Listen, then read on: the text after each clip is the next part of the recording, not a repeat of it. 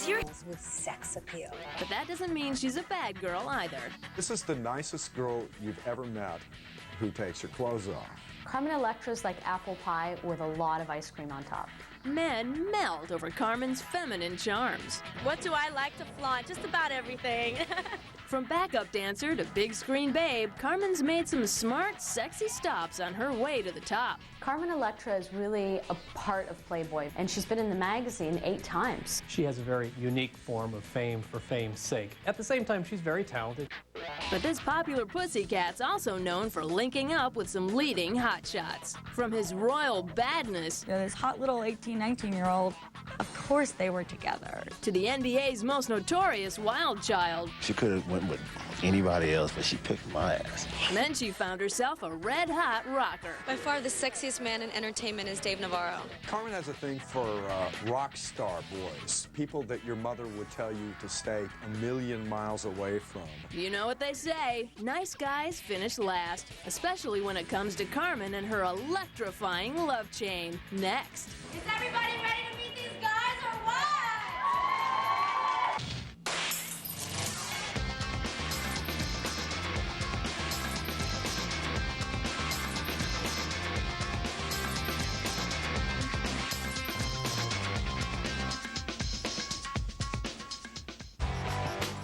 Carmen Electra is a drop-dead knockout with a skyrocketing career. Talk about a triple threat. She's like a quadruple threat. She's in movies, she's on television, she's on the covers of magazines. She's got Pussycat Dolls. Carmen Electra is far more than an actress. She's a brand, and people want that brand of sex appeal. She's got the Cherokee and Irish and German in her, and it just makes for a gorgeous combination. She's very feminine.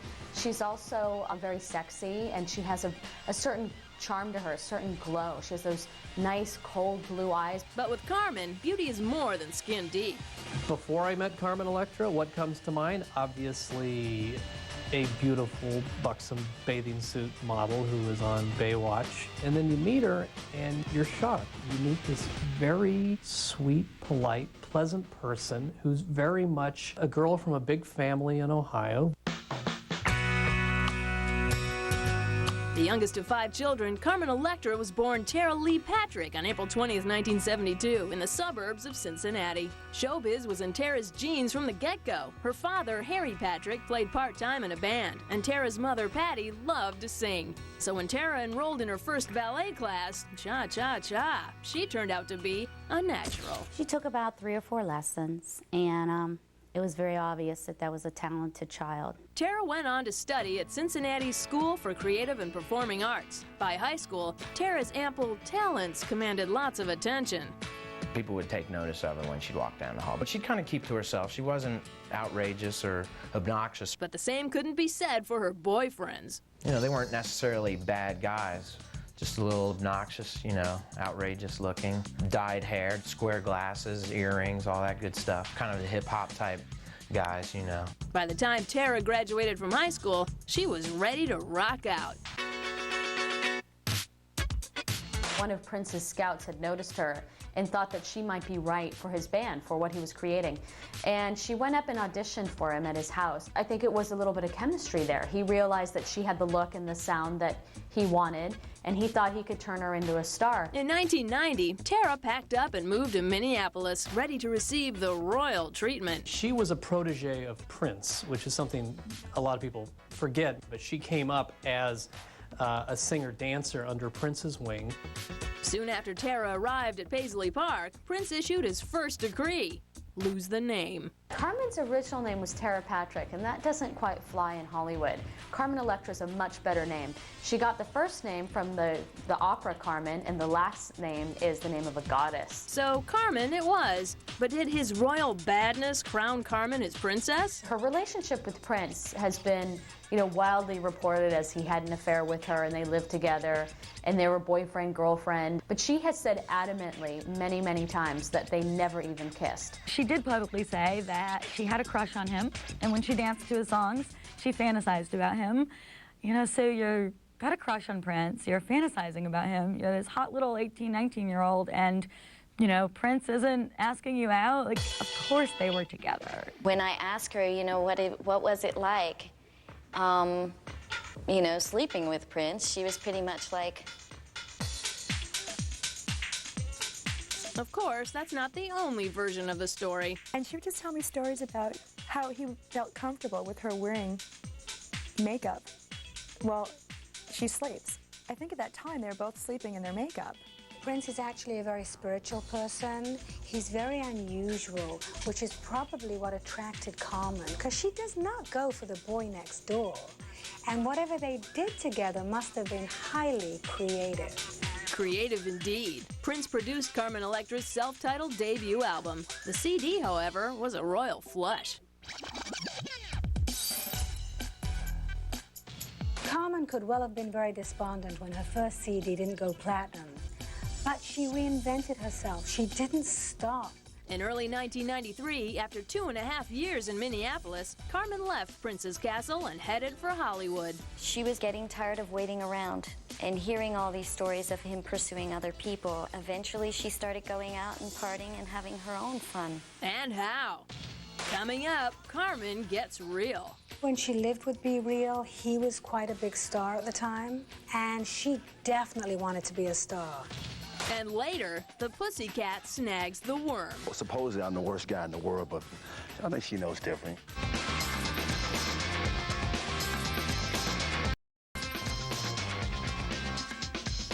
By the spring of 1993, Carmen Electra and Prince were through. With only $500 in her back pocket, Carmen headed to Hollywood with superstar dreams. She'd really invested a lot of time and energy into making it as a pop star.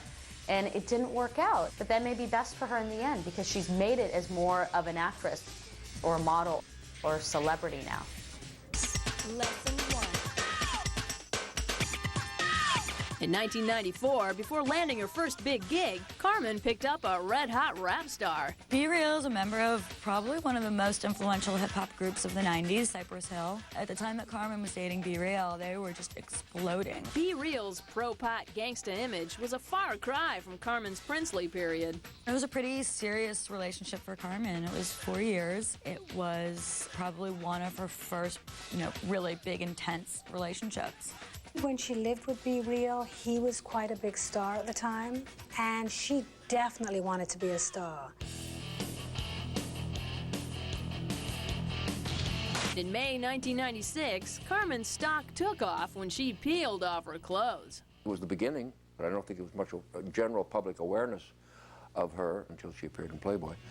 And from that point on, everything started happening in quick succession. If you have talent and you're in this magazine, you can get great exposure, and then it's up to you to take it to the next level after that. Carmen put her pedal to the metal. A walk-on role on Baywatch Nights quickly led to a tryout for the dating show Singled Out. Fred, say hello to lover Toya Jackson.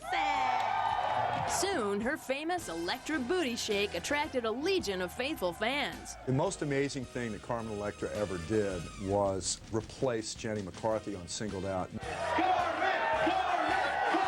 It's really an amazing story of grit and determination and a little bit of sex to boot. But was all the success too good to be real? And Cypress Hill was just blowing up. Carmen was blowing up. They were both just at this awesome time in their lives, for their careers. But a really busy time, too, and a very stressful time, and dealing with kind of being famous on a big level for the first time. It was almost as if they were doomed. And doomed it was. Carmen and the hip-hop star called it a wrap when Electra started spending lots of time at the beach. After Pamela Anderson left Baywatch in 1997, the producers needed a new bombshell quick. They called Carmen. Her turning point was Baywatch. I mean, Pamela Anderson was the star of that show, and then she left, and Carmen Electra came in.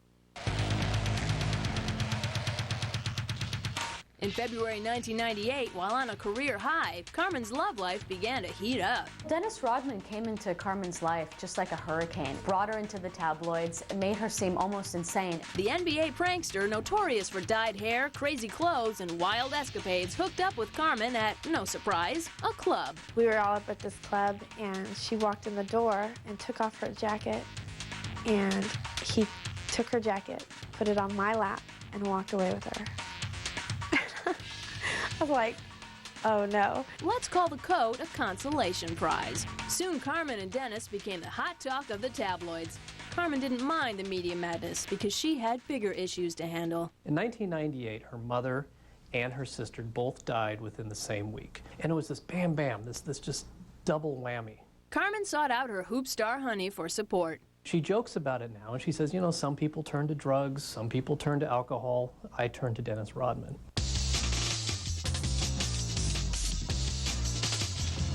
The unlikely relationship between Carmen and Dennis looked to many like a three-ring circus act.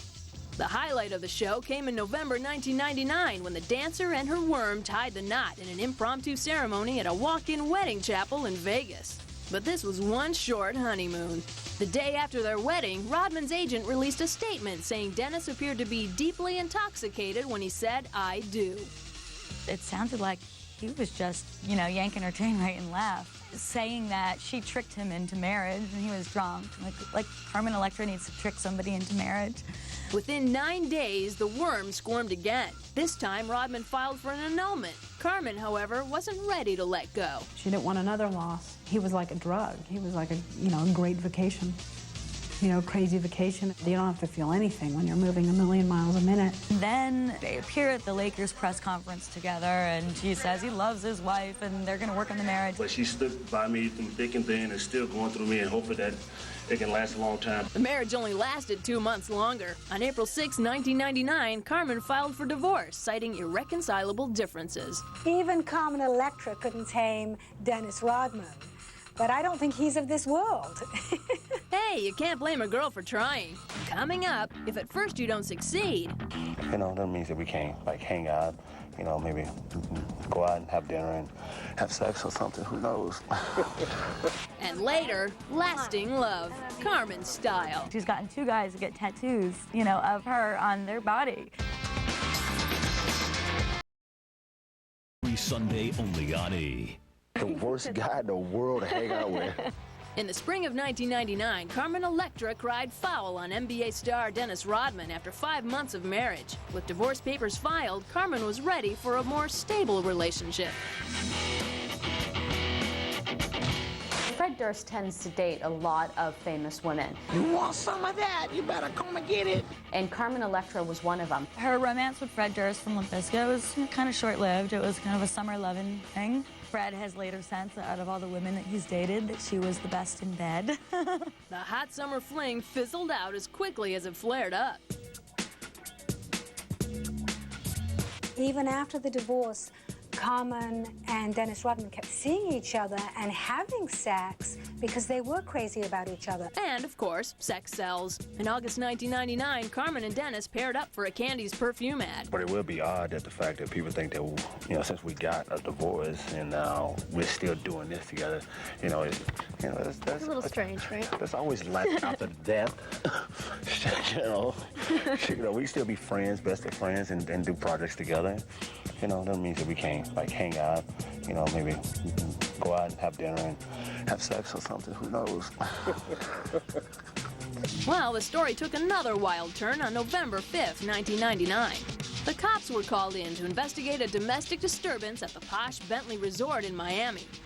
According to the police report, officers found Carmen bruised with a bloody lip. Dennis's clothes were ripped and the hoop star had scratches on his body. He says that she was poking him with a rose, and she says that he saw her ex-boyfriend Fred Durst of Limp Bizkit on the TV and freaked out. They were both hauled off to the police station and had their mug shots taken. Carmen and Dennis were arrested for simple battery, but the charges were later dropped. That ended a year and probably ended, you know, any kind of closeness between her and Rodman. She said my relationship with Dennis Rodman was insane and it was unhealthy, and now I've learned from it and I've moved on. It's raining men. Absolutely. Yeah, it is. Literally raining men. In 2000, while Carmen enjoyed the single life, tabloid rumors spread like wildfire. One day she was linked with rock's leading drummer Tommy Lee, the next with sexy Sugar Ray singer Mark McGrath. I love Latin women. So it's a good thing. But you know, Yeah, I was hoping you'd say about 5'4", brown hair, blue eyes. She was shopping, she was hunting and having fun. And when she came across someone like Mark McGrath, who had a living girlfriend and wasn't willing to give her up, Carmen wouldn't, she wouldn't put up with that. She was off. Carmen has to be #1 in a man's life, and rightly so. Carmen wasn't just boy crazy. She had her career to consider, too. Carmen's stint on Baywatch lasted only 1 season before she headed to the TV series Hyperion Bay. That show sank, but Carmen stayed afloat. She knew how to brand herself in a way, and she kept at it. In Scary Movies, she did another smart move by spoofing herself. And she just seems to be very aware of what her image is and what she's capable of doing career-wise. Carmen, however, still hadn't struck gold in the love department. In November 2000, Carmen's hairdresser set her up with a friend. This friend just so happened to be rock journeyman Dave Navarro. Only in the world of Carmen Electra and Dave Navarro does a blind date involve a rock star and a model. The former lead guitarist for the Red Hot Chili Peppers definitely fits Ms. Electra's profile. He's a sexy rebel rocker, a known bad boy, and covered in ink. Sound familiar? He has a very colorful history. He is a rock guitarist and very much lived the rock guitarist life and its ups and downs. Dave's mom was murdered by her ex-boyfriend when he was about 15, and it really changed his life. It's one of the things that kind of turned him to drugs. Not just drugs, but just kind of acting out in kind of wild, crazy ways. Some of his most famous antics is he wrote a letter to Fiona Apple in blood on her dressing room wall backstage at a concert. So Carmen had reason to be cautious when she met Dave for their initial blind date. Friends came in and kind of checked him out first. And they all just kind of hung out. Their first official date, I guess, was a couple days later. The fact that Carmen brought several of her girlfriends to check out Dave on their first date proves A, she's really secure. B, she was testing him to see if he was going to hit on any of her friends. And C, she trusts them. Smart girl. Coming up, no pressure. She made it very clear that she wanted to get married and have babies. Followed by Infamous 2.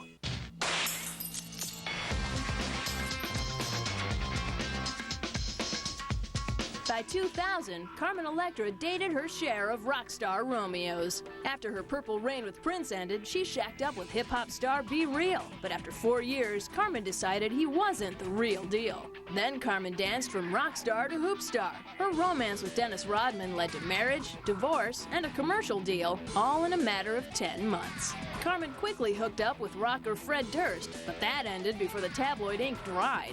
Next, Carmen rebounded with her favorite b-ball star, but their second shot fouled out with a fiasco in Florida. Then, in November 2000, Carmen finally met her match. The love bug apparently bit rocker Dave Navarro after his initial blind date with Carmen and her closest friends. He did the right thing, and he did something that a lot of guys don't do.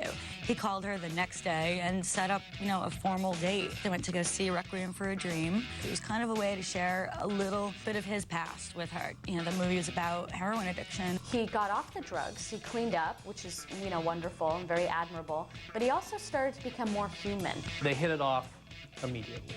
The Red Hot rocker proved his lasting love for Carmen using, you guessed it, permanent ink. Well, if a man goes out and gets your name tattooed on his body, you kind of feel like it's forever. Carmen Electra's got to be a great girlfriend, because she's gotten 2 guys to get tattoos of her on their body. Be Real got a tattoo on his arm of her, and then Dave has his initials above his heart. So that girl's got to be doing something right. They celebrate the 10th of every month because they met on November 10th. So every 10th they do something nice for each other. On July 10th, only 9 months after their blind date, the reformed bad boy did something good for his lovely leading lady. You've heard of people going down on one knee? I meant it so much I went down on both knees, on both knees, on both knees. I did, right? And we spent the night in a hotel in Santa Monica. She started crying and said yes. And she said they had the most incredible 5 hours after that. And I really don't even want to think about what happened in that room. We're very excited. We just bought a house together. He's a sweet guy. I'm in love. Aww. What's not to love? A plush Beverly Hills pad and a shiny 3-carat Tiffany rock would make any girl giddy. Yeah, Mrs. Navarro is her next real starring role. It sounds like Carmen has finally found a guy who isn't going to be wearing a wedding dress. She wants to get married in LA. She's talking to MTV about kind of covering her wedding. She says she wants a traditional wedding with a rock and roll edge. And only one more thing could make Dave and Carmen the picture-perfect couple. I'm excited about being a mother someday, and I love children. She made it very clear that she wanted to get married and have babies, plural. We both lived very exciting lives, been very blessed and fortunate to do what we want to do. And we've had some crazy experiences and some really spiritual ones. And the only ones that we really haven't had is family. Carmen Electra, at age 90, is going to be walking around her house with her really high stilettos, with a push-up bra and her hair all done up, with all of her makeup, and just making everybody laugh, cooking muffins. The nicknames for some of the men she's dated, we've got the Worm for Rodman, Prince, and then the Symbol, Be Real, like, and our little nickname for Dave is Bird and Worm. I'm Carmen Electra. Thanks for watching. Bye.